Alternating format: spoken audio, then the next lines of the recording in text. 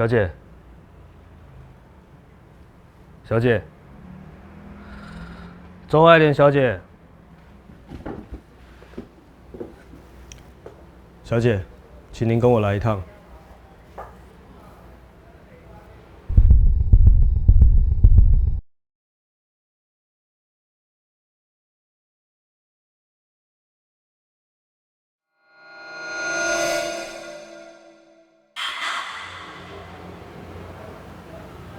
老妈找我对吗？嗯，我不要。小姐，如果你不来，你母亲会亲自来学校。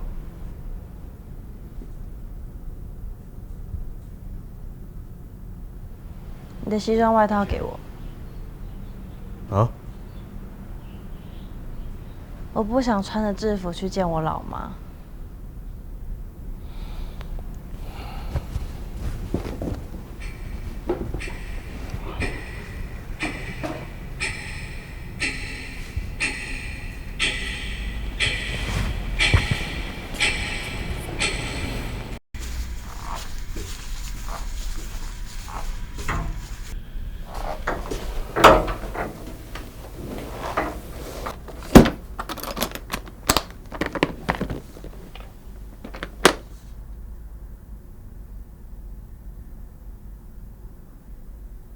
爱莲，学校还好吗？没有你在，所以很好。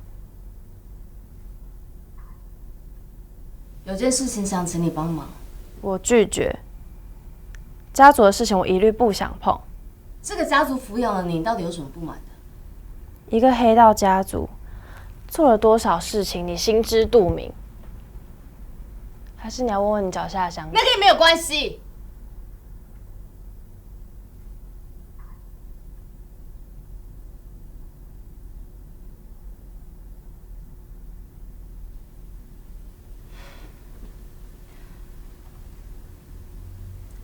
如果你愿意帮这个忙，我可以答应到你毕业之前都放你自由。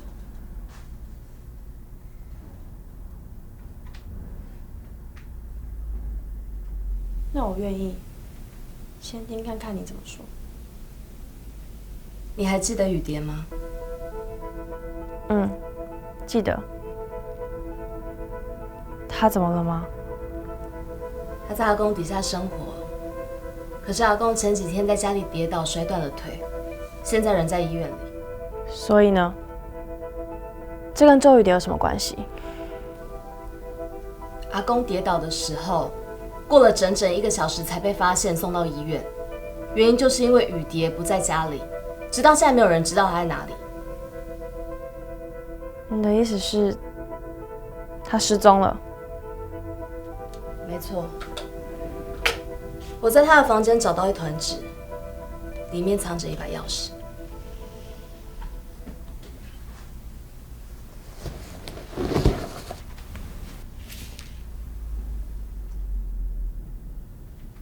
虽然你们几年不见了，但我想你算是跟雨蝶比较熟的人。你愿意帮我吗，爱莲？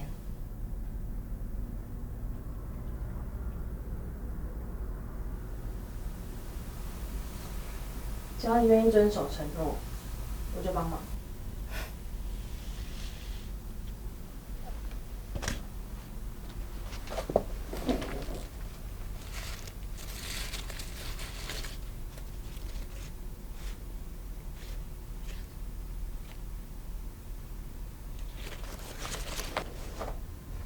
有任何头绪的话，请马上联络我。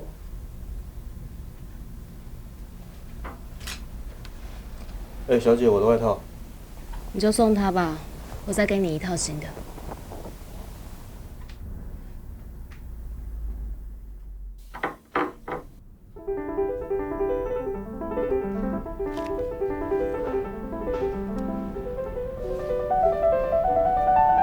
柠檬。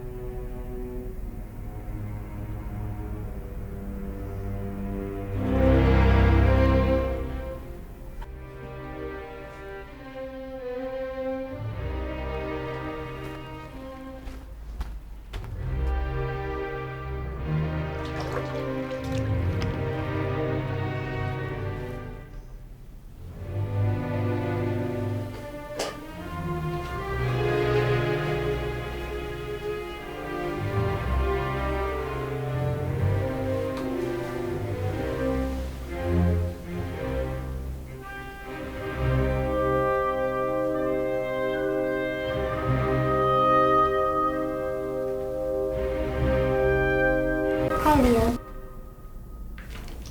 好久不见。好久不见。你惬意到看起来不像是乔家的小孩。那你猜猜看，我为什么这个时间在泡澡？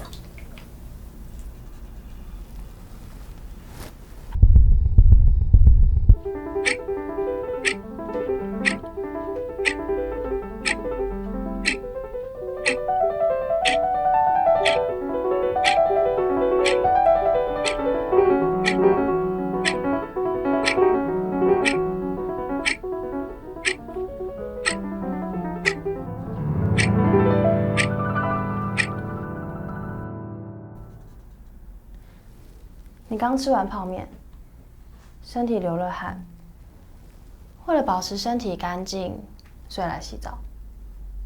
泡澡只是个人喜好。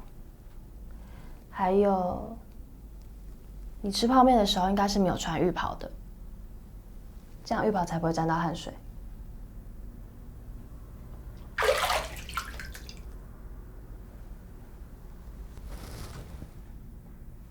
答案是，为了陪跟你一起泡澡。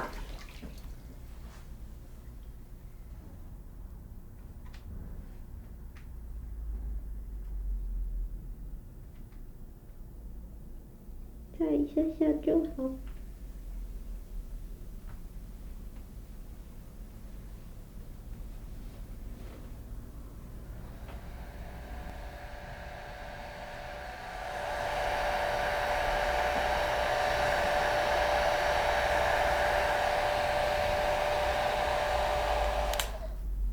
好吧。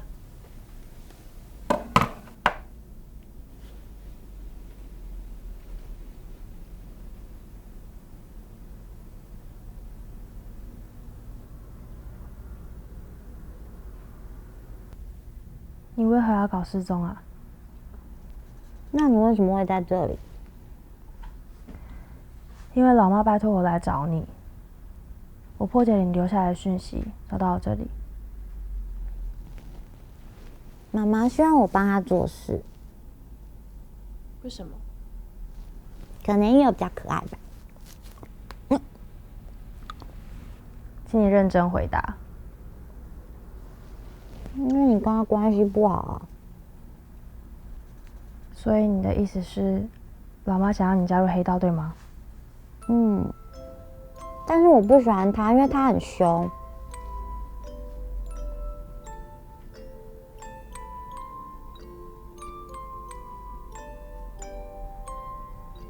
如果我没有来找你，也不会有陌生人无缘无故来帮助你，这样你就会自己一个人。那你愿意帮我吗？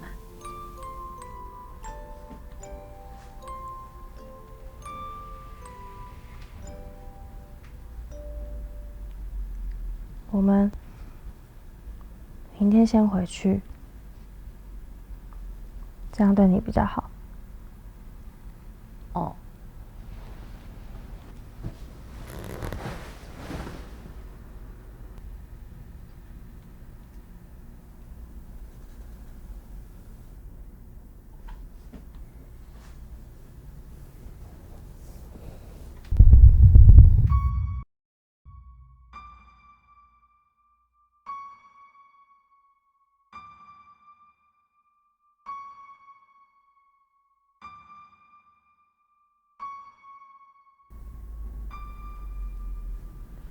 雨蝶，你还醒着吗？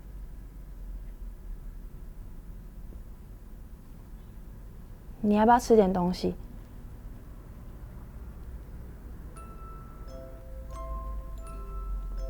我想，如果直接把你带回去给老妈的话，太便宜她了。我想要有点反击。如果我们两个一起消失一阵子，或许她会比较头疼。所以，就是要不要让我把你藏起来？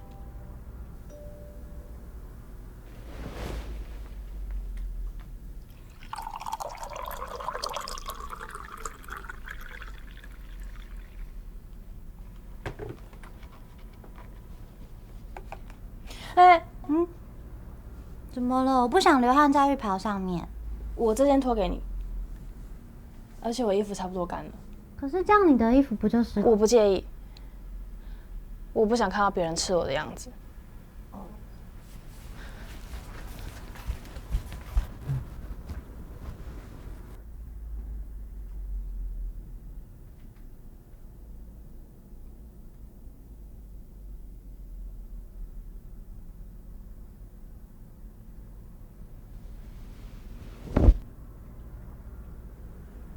学校好玩吗？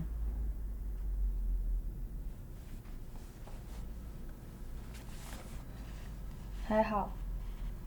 怎么了吗？我没有去上学，我都自己一个人待在家里。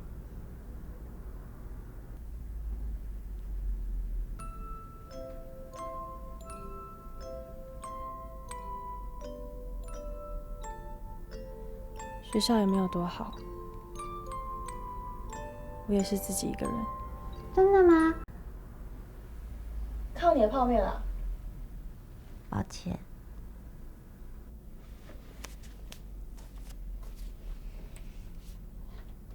我想，我知道你在想什么。纸上的提示，没有上锁的门，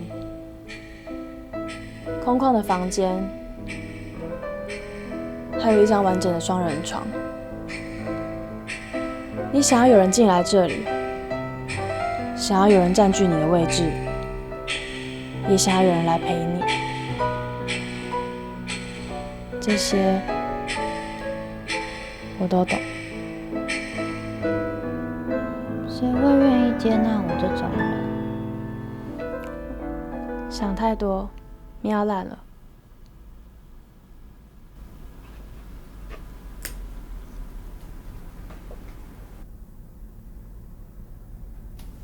明天早上先去帮你找衣服。会不会我明天早上起来发现这只是一场梦？如果你会想这么多的话，希望你吵架前也可以想一想。我只是想跟你在一起。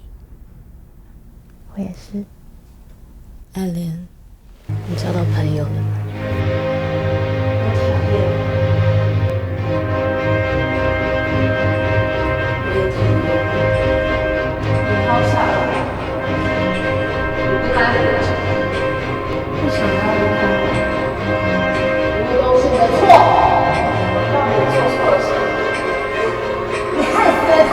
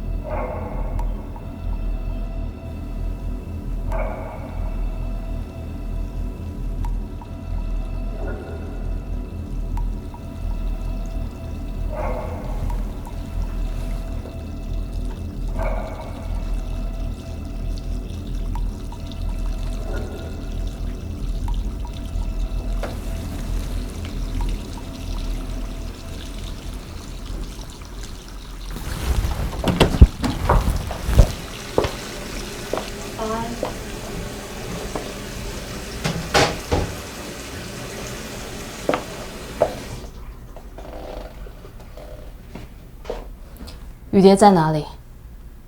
你怎么知道我在这里？我在你会翘课的地方找到了这个。我们不是说好不要进我学校的吗？我们不是说好找到雨蝶要跟我联络的吗？你消失了一整天，我当然要关心一下。你明明有3年不跟我讲超过10句话，现在才来摆出母亲的模样，你会不会太恶心啦？如果你这么讨厌我的话，把雨蝶交出来，我就不再打扰你。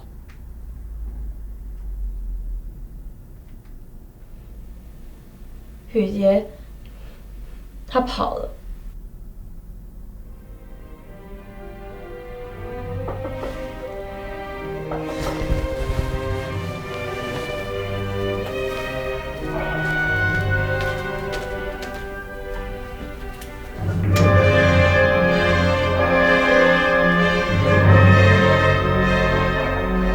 他怎么会在这里啊？雨蝶，你赶快起来！你赶快找地方躲起来！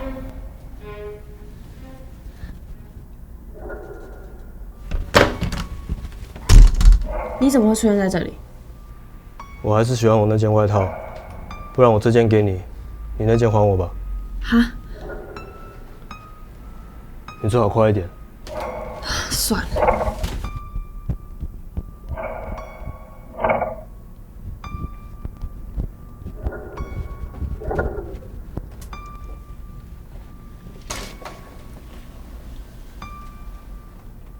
注意一下口袋。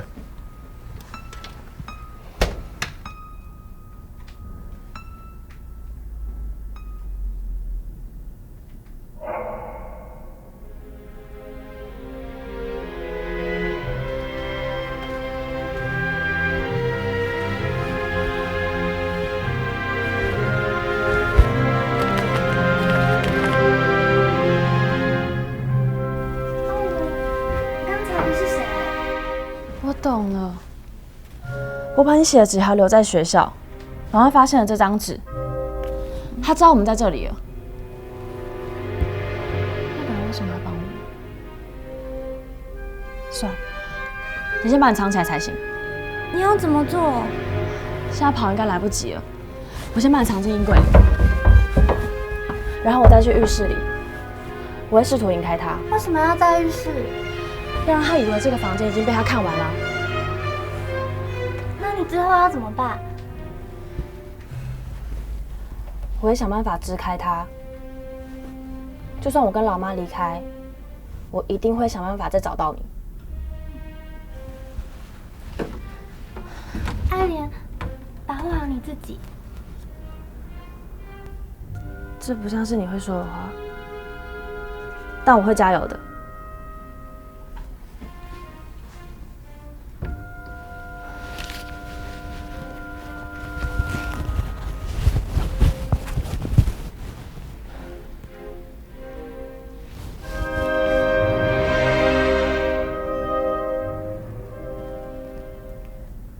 雨蝶不在这里了。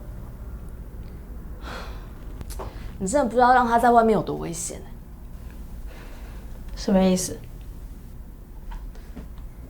阿公他过世了，哈？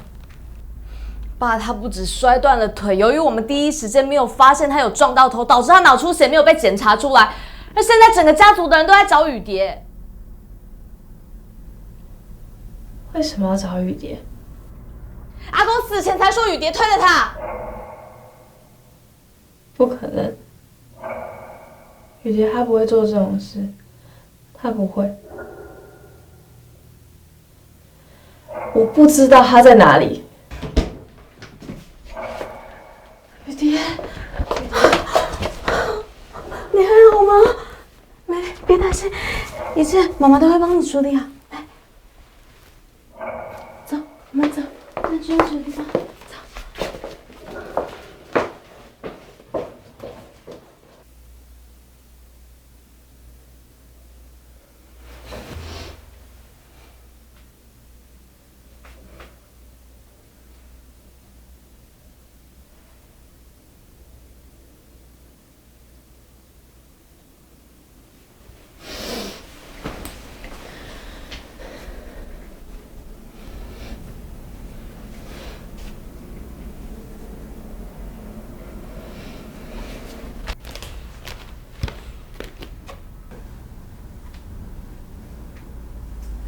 我再去找衣服给你，我们走吧。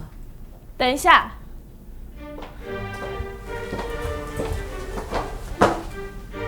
为什么？为什么要欺骗我？我会保护好他，按照约定，你已经做得很好了，我不会再干涉。我问的不是有没有遵守约定，而是雨蝶为什么要欺骗我？回答我！不小心打翻柠檬汁，是我害阿公摔倒的。我不是故意要骗人，我只是不知道要怎么办，所以明明就可以找我帮忙。你连你自己的事情都解决不了，你要怎么帮我？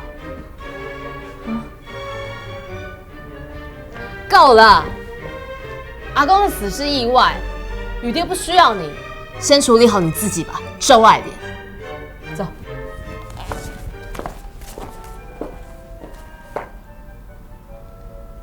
我跟你是一样的。再见。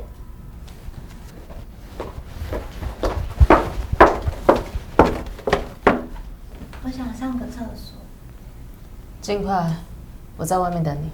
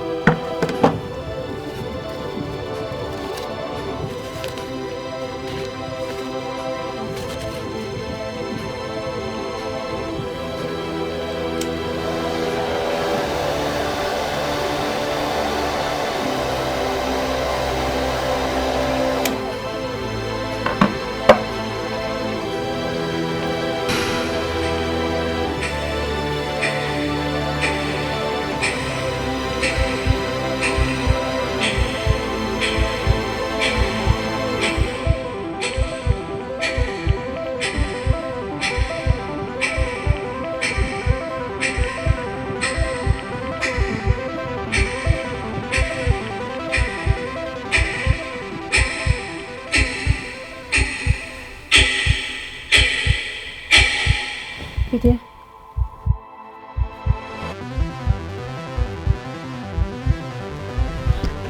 雨蝶，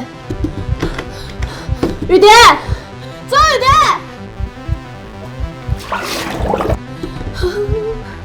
你打从知道阿公摔下楼梯的时候，你就知道你有可能会害死阿公了。你不是要故意害死别人的，你不要负起任何责任。你也没有必要把自己放入水里，周雨蝶。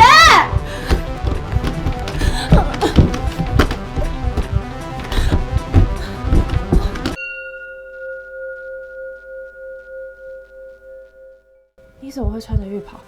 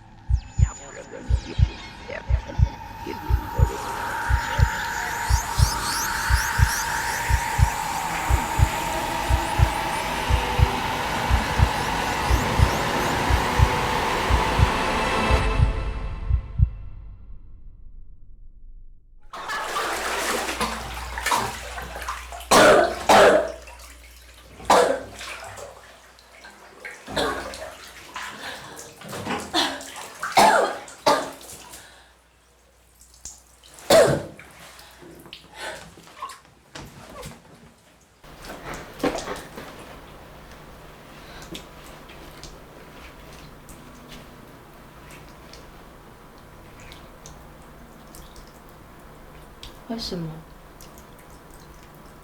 你要这样对我？爸爸为了救溺水的我们再也没有回来了。我们是侥幸活下来的罪人。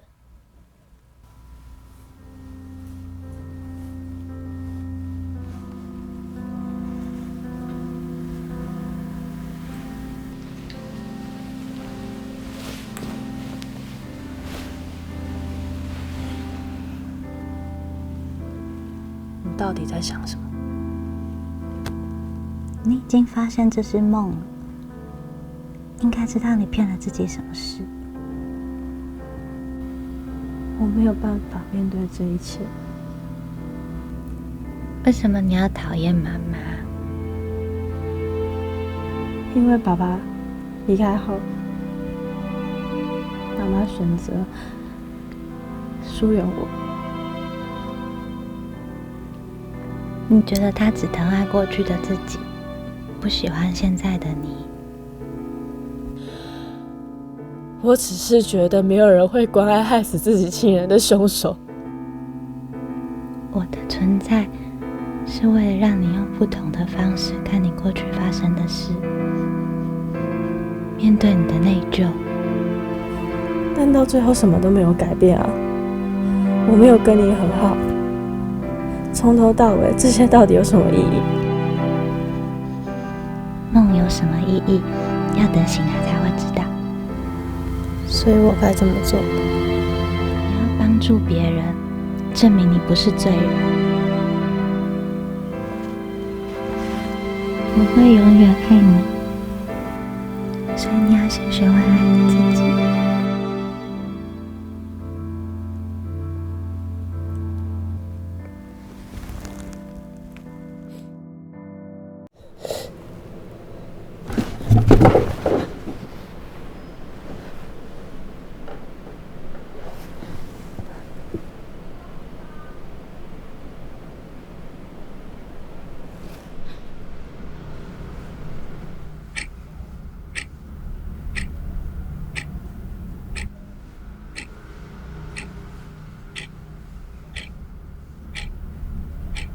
那个，不好意思，我刚转来这边，请问教务处怎么走？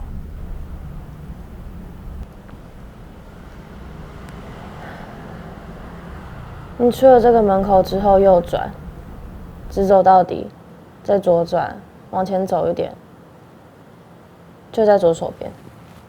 好，谢谢你。你还好吗？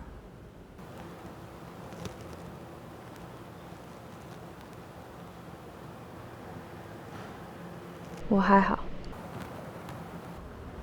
好，谢谢你。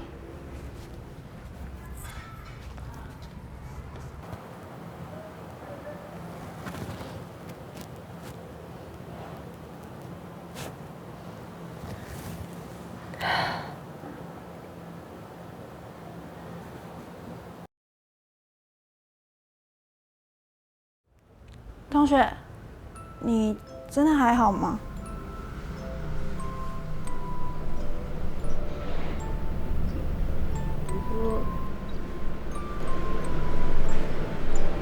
刚刚做了噩梦。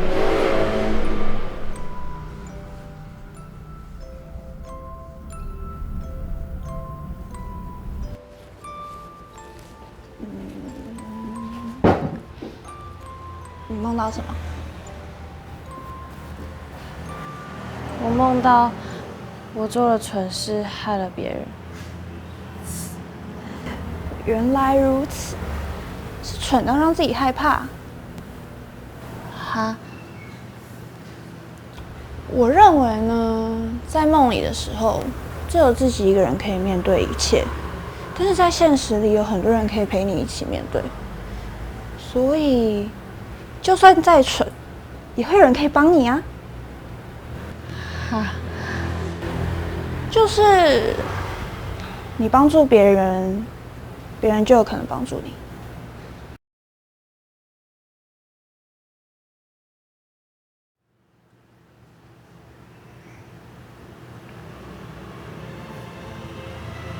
那走吧，我带你去教务处。啊，不用啦。你一定是超级大路痴吧？连教书都找不到。对啊，无法否认。哎，同学，我叫林黛云，你叫什么？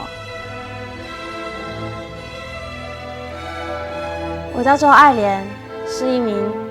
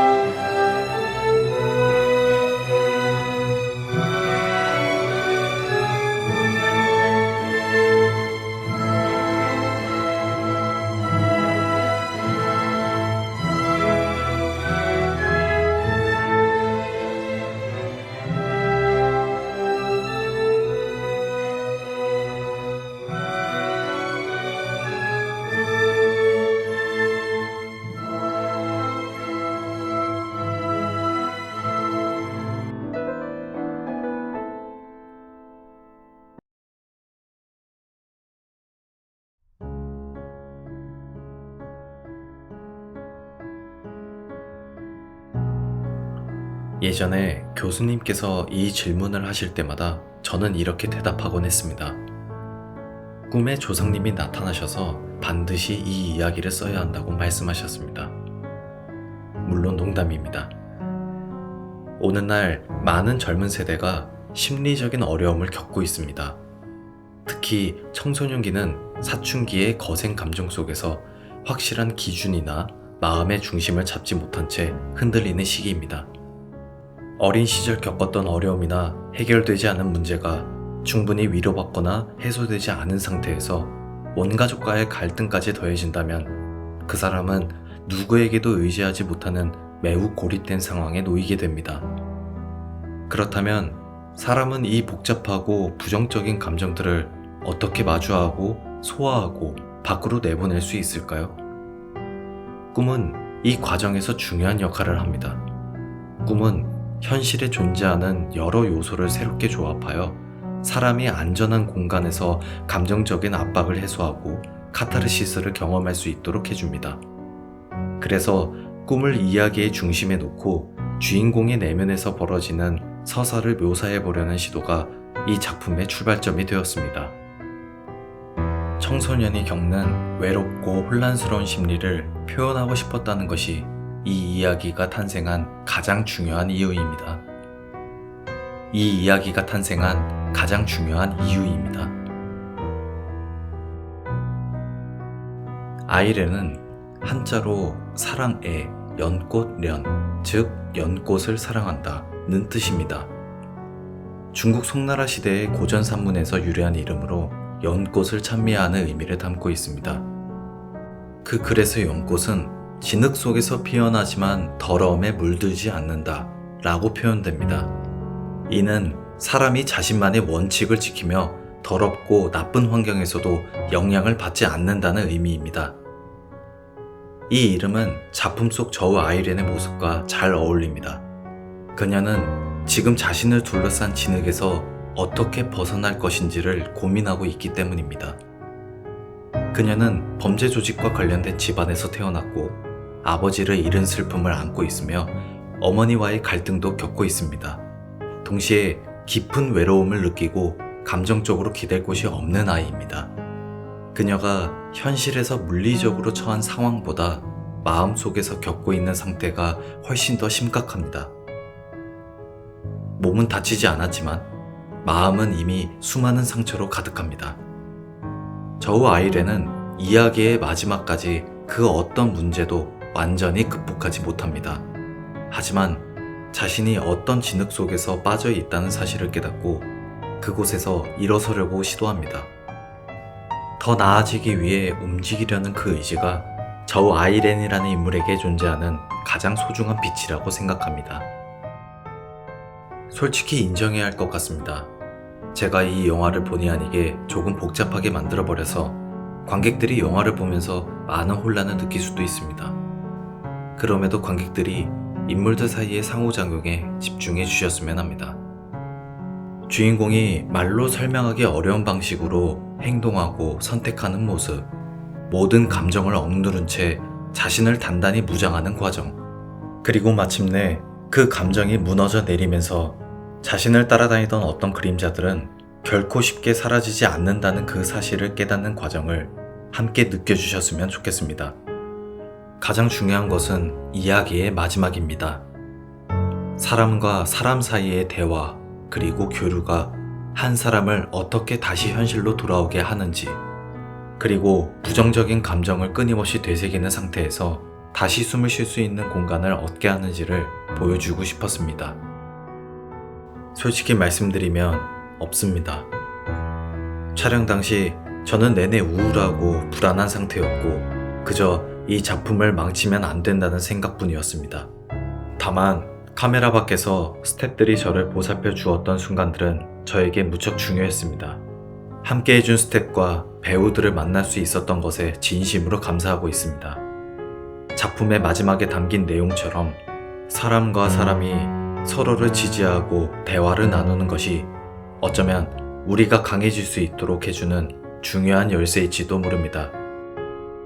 인터넷에는 국경이 없다고 하지만 이 작품을 한국 관객분들이 보게 된다는 사실은 여전히 신기하게 느껴집니다.